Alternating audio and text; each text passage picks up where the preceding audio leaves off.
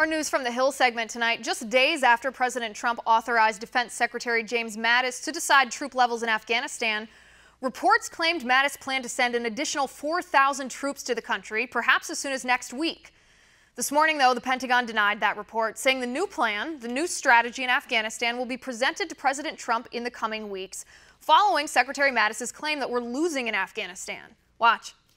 We're not winning in Afghanistan right now, and we will correct this as soon as possible. I believe the three things we are asking for stand on their own merit, however, as we look more broadly at the protection of the country.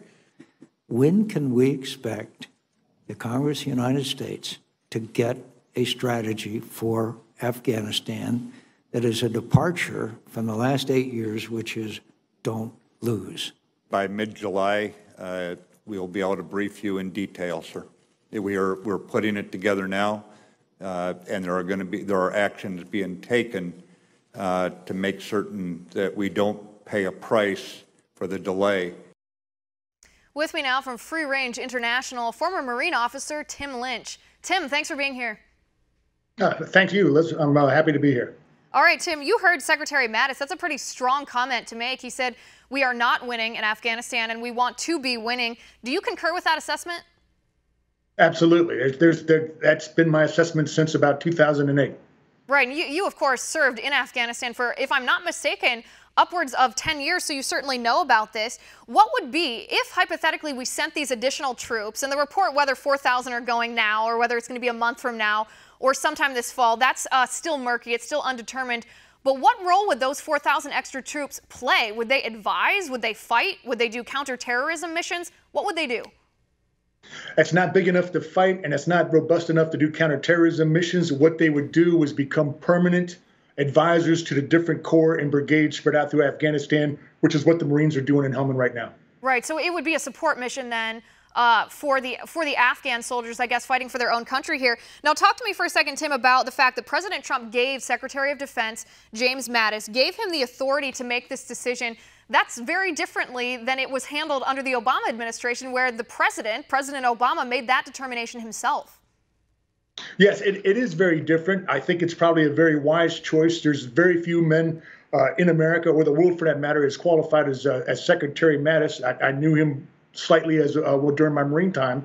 And it's not only a good departure from Obama, it's a good departure from the debacle of Vietnam, where you had LBJ on his hands and knees planning where he's going to bomb next in North Vietnam, which was ludicrous. Right, right. And talk to me, I guess, about this strategy, too. Secretary Mattis said it would be mid-July before he can brief the Senate in depth here about a strategy. What do you foresee that looking like? What are we going to do to actually start winning again in Afghanistan?